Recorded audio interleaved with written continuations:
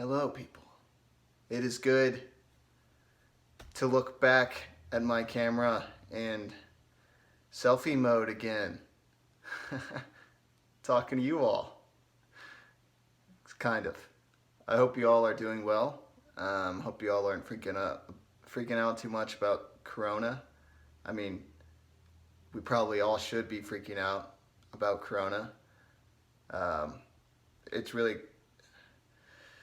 It's not good. I'm not even going to make any jokes about it. Shit has definitely hit the fan. It only seems to be getting worse. So I just wish you all the best of luck through it. Use your brains, use your soap, and best wishes to all of you. Apollo better get his schist in gear here and spread some healing magic, you know. But anyway, here we are. Just trying to chill out. You know, just chill, talk about some cool stuff. I wanted to make this video about Avatar: The Last Airbender and Percy Jackson, two of my favorite things in the whole wide world, this blue-green and toxic world we live in. These things are pure. These things are good. Got some good characters. I just want to pair them up. I just want to talk about them. Like, what pairs would I like to see if there was some kind of cross-universal schist going on. It's not going to be romantic, because I'm not going to mess with any of that, because I like the ships that take place in both. And yes, I'm a Sokka Suki shipper for all those people, you know, that hate on Sokka and Suki. You know, I like them. They're pretty cool. And I'm not going to do like the whole relationship thing. We're just going to talk about if they met up. You know, what would I like to see? I'm probably going to cheat and just pair everybody. And these pairs probably won't even be surprising in any way, but just want to have fun with it. And we're just going to relax and have fun. You know, that sounds good. Yeah. So I think the most obvious one is Percy and Sokka. There's so many ways that's obvious and also perfect because, you know, the water thing. I don't think Sokka would be impressed by Percy's water abilities in the slightest because, you know, Katara's his sister, and Katara, I mean, this is debatable, I guess, but Katara can probably do more with water than Percy can in just the terms of manipulation. I'd say Percy probably draws more power from it, maybe, but Katara, you know, more of, I think, you know, the water bending is more of an art form of combat and like martial arts art form and all that, whereas Percy is just kind of gets swole from it and kind of uses it as a mass force, which is kind of what Poseidon is anyway with hurricanes and all that shit. So I don't think Sokka would be that impressed by it, but I could see him kind of be like, oh, you know, another water dude. And just, I mean, if you all have watched the show, which I hope you have, if you haven't, you should. Sokka's dry humor and just his kind of, he's kind of like the everyman in the universe where he's the normal dude, because he doesn't have any bending, and he just kind of takes it all on with this kind of grudging acceptance of like schist, like here I am, why am I amongst all of this, like these people are weird, and all this bending schist and magic is weird, I'm just a guy with a boomerang, but he owns it and he goes with it, and it's like he rides a roller coaster that it doesn't really seem like he ever feels like he should be on or wants to be on, but he does, and we all love him for it, and he's hilarious and witty and kind of dumb at the same time. Does this sound like anyone else? Because it sounds like Percy Jackson to me. Exactly. Do I need to go on? I just need to see them together. I need to see them go out and tackle some weird force, could be from Avatar or the Percy Jackson universe, and just take it on with sarcasm and kind of just embarrassing failure, but at the end they're going to be successful because they always are. It's just too perfect for me. It's too perfect, you know? And I know this is the one that everyone would want.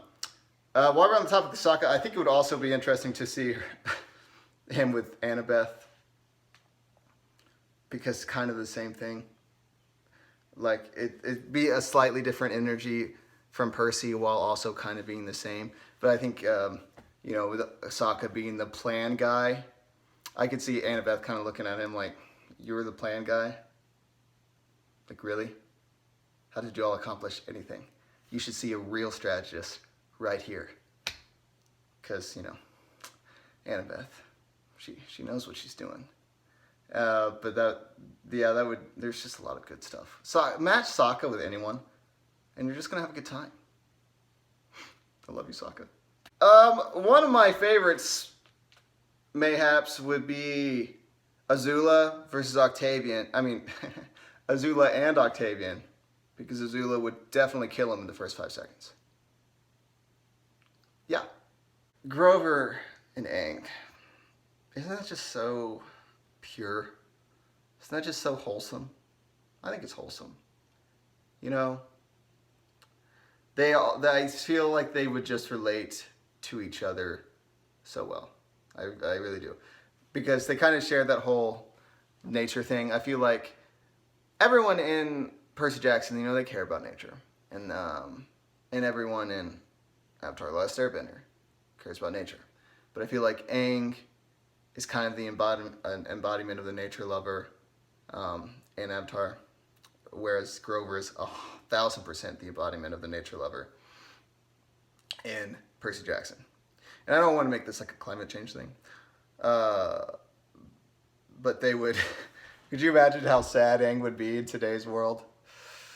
Ugh. Because, you know, he's sad when like a forest gets burned down or whatever, and it's like, bro, stay in the Avatar world. You don't want to come here. But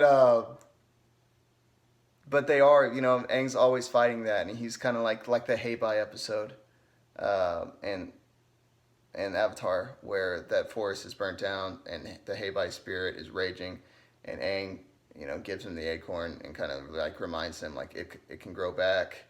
And then you got Grover always fighting for nature, always reminding us of how much humans have messed things up.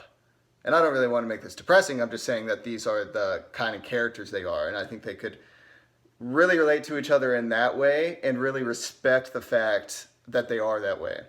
Because, like I said, everyone in the Percy Jackson universe, they like, or like the, you know, Percy Jackson and all them, they like nature, I'm sure. They respect it. And I'm sure, you know, Percy could give us some good speeches about like ocean pollution, how that's bad and stuff. But I don't, especially in The Lightning Thief, when Grover brings it up, he's kind of, you know, you can kind of tell he's bitter towards Percy. Not really just Percy, but in humans in general. And obviously Percy's a human. And so I don't think he really has that guy that he can really relate to on kind of like the nature-loving perspective. And nature love's kind of a simple, basic way to put it, but you all know what I'm saying. And kind of the way with Aang as well, because, you know, Sokka is like, I just want meat, I just want to eat meat, and then Aang, but I'm sure Sokka cares too, but it's the same thing. And I feel like they could really relate to each other and really be grateful to have someone to really relate to on that scale. And also, I just think Aang could be a really good influence for Grover, because Aang is such a free spirit. And Grover, he's tense a lot. He's stressing out a lot, especially in the beginning. And I don't really think he ever really grows out of that. You know, he's kind of a tense guy. He worries a lot. And Aang, I mean, yeah, he's an airbender. He embodies that. He knows how to have fun. He knows how to break the rules, but still be a really good person and still have really good ideologies and whatever, while also knowing how to live. And I think he could be a really good influence for Grover and that standing, and let Grover have some fun while still being Grover, and just kind of let it go a little bit, which I think Grover obviously really needs to do. So basically, I just think they could be awesome besties. Like, I need this now. Now that I think about it, I really, really need it. So yeah, come on, guys. Someone make this happen. I don't know. Also, music together. The Sunki horn, I think that's what it is. Remember that episode when the dance party episode in season 3 in Avatar: The Last Airbender, when Aang's at the school and he's playing the Sunki horn or whatever, and it's kind of bad but kind of good. I need that duet with Grover and his reed pipes. Just thought I'd throw that in there as well. Something I need. Toph and Clarice would be amusing, wouldn't it? I mean, that's just kind of a stereotypical cliche, but wouldn't that would be amusing. They're both the tough girls. They like to punch things. They like to be aggressive. They like to beat up 12-year-old boys. And I think that would just be really funny. Kind of the same thing as Grover and Aang. They could relate to each other. They could just go out, beat up some kids, kill some monsters, have a good time, listen to some heavy metal. Toph needs heavy metal in her life. She definitely does. So yeah, that would be a good one too. I'm going to cut it there because time. I don't want this video to be too long. And as always, I ramble a lot and don't talk about as much things as I could. But if you guys like this video, we can talk about some more Paris in the future and other videos, because I know there are a lot of good ones I didn't mention. But those ones I feel good about in my bones. My bones like those. Yep, I'm taking care of you bones. So anyway, guys, again, I hope you guys... I'm just going to say guys one more time. I hope you all have a good time. Best of luck, of course. Drink some sweet tea. Read some good books. Watch Avatar: The Last Airbender if you haven't. Thank you guys. Thank you all for sticking around and watching yet another of my videos. Y'all are cool. Thank you. Bye.